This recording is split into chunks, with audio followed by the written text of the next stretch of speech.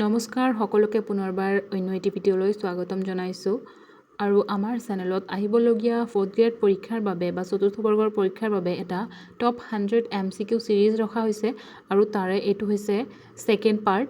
গতিকে আশা কৰিছোঁ আপোনালোকে ভিডিঅ'টো ভাল পাব। আৰু আজিৰ ফাৰ্ষ্ট কুৱেশ্যনটো হৈছে ব্ৰাহ্ম সমাজৰ প্ৰতিষ্ঠাপক কোন? আৰু ইয়াৰ এনসাৰ হ'ব ৰাজা ৰামমোহন ৰায়।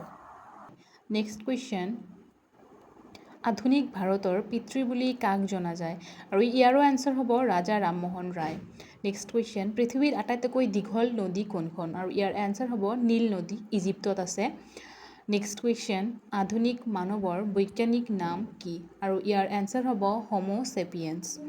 নেক্সট কুৱেশ্যন, স্বাধীন অসমৰ প্ৰথম ৰাজ্যপাল কোন আছিলে? আৰু ইয়াৰ এনসাৰ হ'ব আকবৰ হাইদৰি।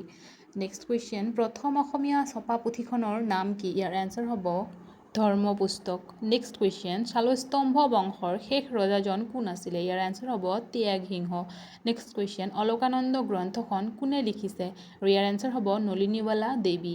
নেক্সট কুৱেশ্যন, কাৰিংগৰ লিগিৰি নাটকখনৰ ৰচনা কোনে কৰিছিলে? আৰু ইয়াৰ এনসাৰ হ'ব জ্যোতিপ্ৰসাদ আগৰৱালা। নেক্সট কুৱেশ্যন, আহোমসকলৰ প্ৰথম ৰাজধানী ক'ত আছিলে? আৰু ইয়াৰ এনসাৰ হ'ব চৰাইদেউ।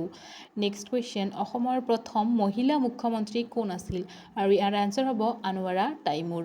নেক্সট কুৱেশ্যন, অসমৰ উপন্যাস সম্ৰাট বুলি কাক জনা যায়? ইয়াৰ এনসাৰ হ'ব ৰজনীকান্ত বৰদলৈ। নেক্সট কুৱেশ্যন, অসমৰ স্কটলেণ্ড বুলি কোন ঠাইক কোৱা হয়? আৰু ইয়াৰ এনসাৰ হ'ব হাফলং।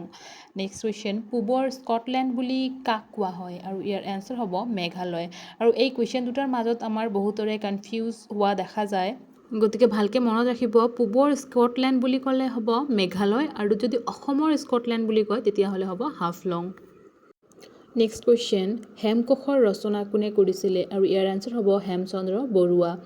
নেক্সট কুৱেশ্যন, অসমৰ কোন জিলাত জোনবিল মেলা পতা হয়? ইয়াৰ এনসাৰ হ'ব মৰিগাঁও জিলা, আৰু তাতে বাৰ্টাৰ ছিষ্টেম হয়, অৰ্থাৎ বিনিময় মাধ্যমেৰে বস্তু কিনা বেচা কৰা হয়। নেক্সট কুৱেশ্যন, আহোমসকলৰ প্ৰধান উপাস্য দেৱতা কোন আছিল? আৰু ইয়াৰ এনসাৰ হ'ব সোমদেৱ, আৰু অপশ্যনত কেতিয়াবা সোমদেৱ বা সোমদেউ দুয়োটাত থকা দেখা যায়, গতিকে আপোনালোকে কনফিউজ নহ'ব, সোমদেৱ আৰু সোমদেউ একেটাকে বুজোৱা হয়। নেক্সট কুৱেশ্যন, হিউৱেন চাং কাৰ দিনত অসমত আহিছিল? আৰু ইয়াৰ এনসাৰ হ'ব ভাস্কৰ বৰ্মন, আৰু তেতিয়া ভাৰতৰ ৰজা আছিলে হৰ্ষবৰ্ধন। নেক্সট কুৱেশ্যন, সম্ৰাট অশোক কোন ৰাজবংশৰ ৰজা আছিল? আৰু ইয়াৰ এনসাৰ হ'ব মৌৰ্য বংশৰ। নেক্সট এণ্ড লাষ্ট কুৱেশ্যন, কাৰ দিনত চকৰি ফেটিৰ বুৰঞ্জী ৰচনা কৰা হৈছিল? আৰু ইয়াৰ এনসাৰ হ'ব ৰাজেশ্বৰ সিংহ। আহোম ৰজা ৰাজেশ্বৰ সিংহৰ দিনত চকৰি ফেটিৰ বুৰঞ্জী ৰচনা কৰা হৈছিলে। এইটো ভিডিঅ'ত আমি টোটেল 20টা কুৱেশ্যন ডিছকাছ কৰিলোঁ, আৰু যোৱাটো ভিডিঅ'ত আমাৰ 20টা কুৱেশ্যন ডিছকাছ কৰা হৈছিলে, গতিকে টোটেল 40টা কুৱেশ্যন আমাৰ ডিছকাছ হৈ গ'ল টপ 100 MCQৰ।